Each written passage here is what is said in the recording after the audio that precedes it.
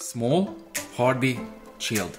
3 words that make a reptile a perfect pet already, but if we think about a leopard gecko, we can add a lot more nice qualities to the list. The species is easy to keep, easy to breed, but if we want our animals to thrive, we still have to watch for a few variables. There are a lot of care sheets on the internet about the species, but still I want to add my own rendition to the list because I want my library to include this video, and personally I got to like these animals a lot. Since there are countless videos and articles about the subject, I will try to elevate my video to an advanced level, adding a few tips and tricks and rarely heard information which could make this segment more interesting. Origins. The leopard gecko comes from a vast region including multiple regions from multiple countries. They can be found in Southern Asia, in India, Pakistan, Southeast Afghanistan, Iran and Iraq. They inhabit the arid and semi-arid areas with sparse vegetation and clay and sandy soils, as well as rocky regions where crevices can be used as shelter. They reportedly avoid areas where the primary substrate is sand. All the information, all the details mentioned are important because in order to be able to create a perfect home for our geckos, we have to know the climate, the main substrates, etc., so we can create a slice of their native environment in their enclosures.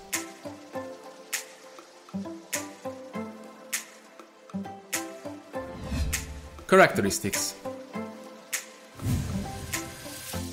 Leopard geckos are relatively small. Hatchlings are about from 7 to 10 centimeters, adult females are about 20 centimeters in length, adult males can reach the 25 plus size easily, while some of the morphs can grow 1 foot large. While genders are almost impossible to tell apart with hatchlings, in adult age sexing is pretty simple. The first sign to check is a line of dots above the animal's cloaca. These are called preanal pores and they appear only on older males. If you see this line on your animal, you can be 100% sure that you have a male, but some animals show these pores later in their life than others, so make sure you check your juvenile geckos frequently till you are 100% sure about their gender. Another sign that you have a male is a pair of bulges below the cloaca. That is the hemipenis of the animal showing from the outside. The third sign for a male is the size of the animal itself. Males grow larger, however, keep in mind that some individuals grow larger than others and some grow slower than the rest. When it comes to color variations, leopard gecko is an amazing species. There are so many morphs out there, it's almost impossible to count them all. The fact that these morphs can be crossbred makes it harder and harder to find pure morphs anymore. If you have a pure animal, breed it with another pure individual to preserve the purity of the line.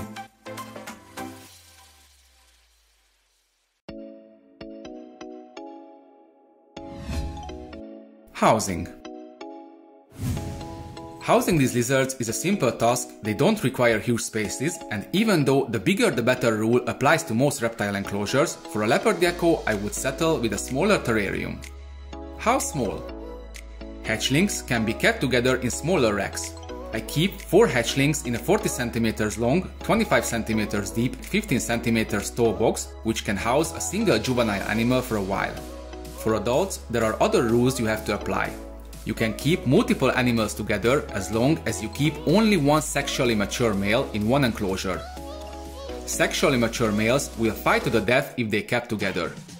You can keep one male with 1, 2 or 3 females in an 80 cm long, 40 cm deep and 30 cm tall enclosure, a single adult at house in a 70 cm long, 30 cm deep and 20 cm tall terrarium where the background has ledges as these animals do climb. I would also advise to keep your geckos separately because like that you can keep track of all your pets easily, you'll know how much an individual eats, you don't have to worry about them getting hurt accidentally, which can really happen. Even though they are gentle reptiles, they can bite on each other hard when mistaking a leg or a tail with a cricket or a roach. On the field of accessories, you don't need to go far either. Have multiple hides in their enclosure, a bowl for food and calcium, and a water bowl. Have all these for your geckos and you are set regarding housing.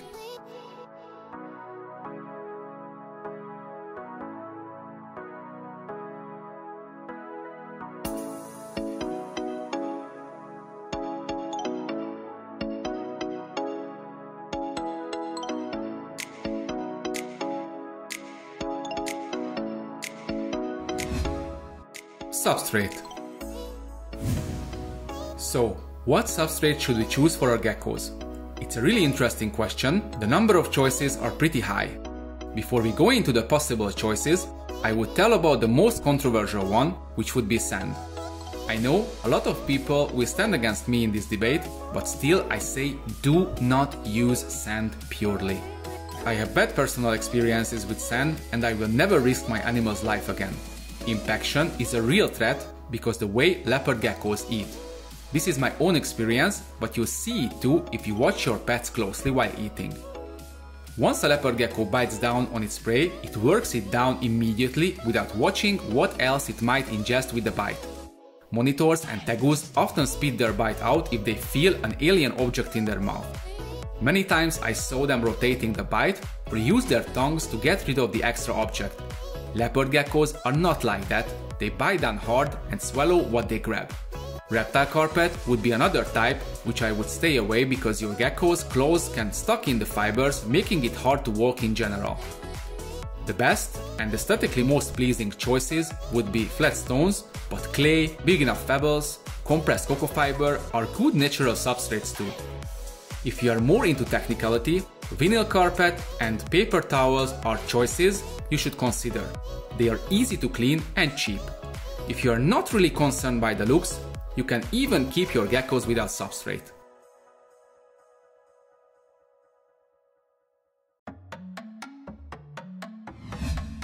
Lighting.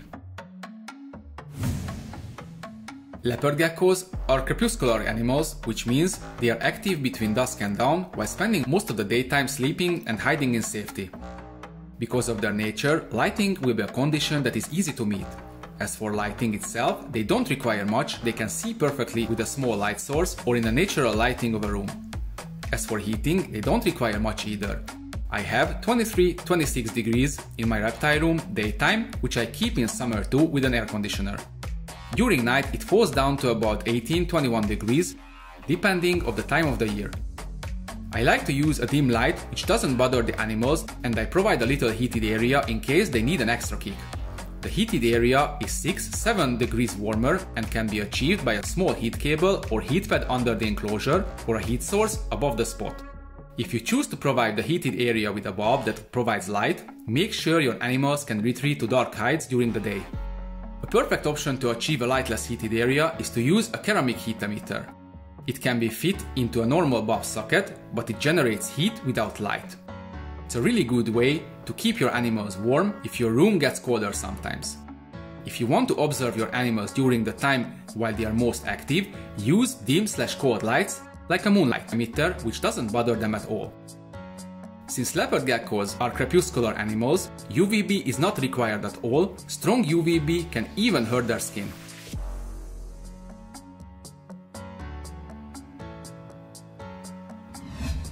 Humidity. As they come from arid dry regions, these animals don't require high humidity, but that doesn't mean they don't need humidity at all. Leopard geckos, like other geckos, shed. Interesting fact that they eat their shed skin, leaving nothing to waste. They prefer a dry environment, but they need a humid hide in order to remain healthy and shed perfectly. For that, a little box filled with moist cocoa fiber and/or sphagnum moss would be just perfect. Even though they don't need their enclosure to be sprayed, if you do on rare occasions, you will bring out rare and natural behaviors from their side. You will most likely see them licking the drips of water from everywhere, even from their own eyes.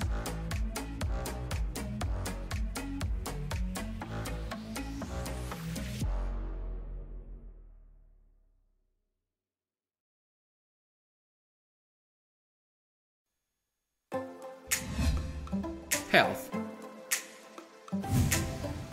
Leopard geckos are hardy creatures. They are easy to keep, but that doesn't mean they don't get sick or injured. If their environment is entirely too dry, they can get shedding, skin problems, which can be avoided by offering a humid hide. Stuck shed can cause them loose fingers if not treated well. Impaction can be caused by ingesting hard pieces of substrate or sand, and that will most likely kill your animal without the vet's assistance. A very good indicator to your gecko's health is the tail itself. Leopard geckos store fat in their tails. They use that fat reserve when food is not available. a skinny tail can be a sign for sickness. Parasites can also cause your geckos go skinny. Anti-parasitic treatment has to be applied when needed. Metabolic bone disease can also strike fast if your animal doesn't get enough calcium.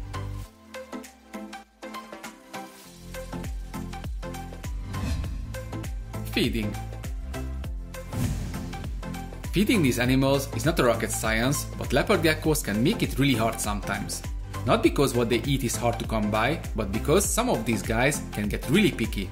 Most of them are just eating machines, but it's not hard to find individuals that just want to eat one kind of food. What can you feed these animals with? Mealworms, superworms, waxworms, roaches, crickets, locusts. Some even accept baby mice, which I offer very rarely, only for gravid females.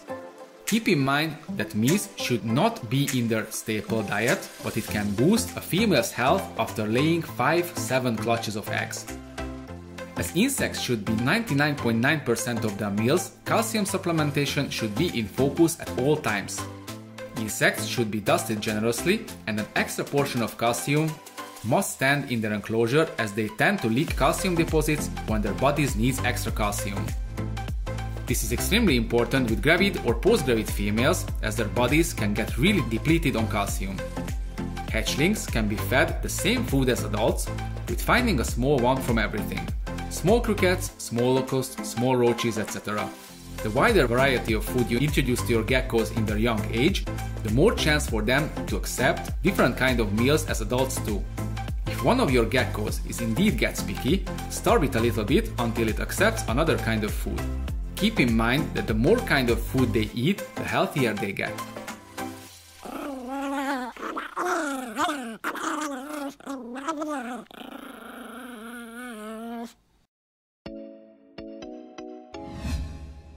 Breeding. If you want to get yourself into reptile breeding, leopard gecko is a perfect entry-level species for you. Once you get a sexually mature male and a female together, it's almost impossible not to have them breeding. When you introduce the female to the male will shake his tail rapidly, continuously hitting it to the ground, creating vibrations and sounds like a mix of a rattlesnake's rattle and a power drill.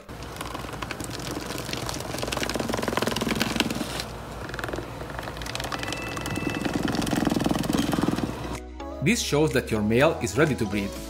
If the female doesn't chase the male away, the male bites down on the female to get a grip and mates with her.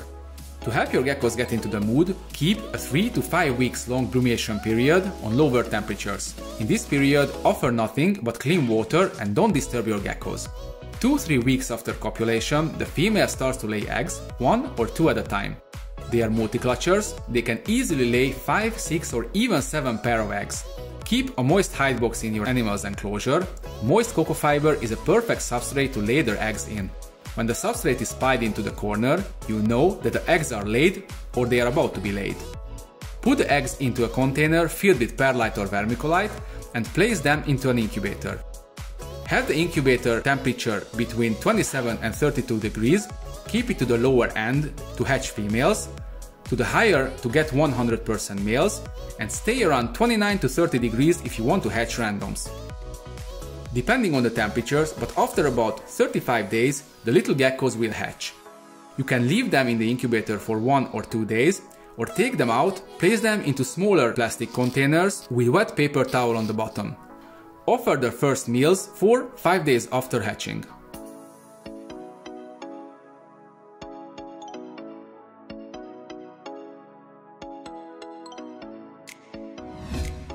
Interaction.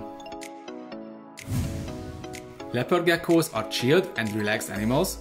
They are a perfect choice even for kids, however, there are a few rules you have to watch for.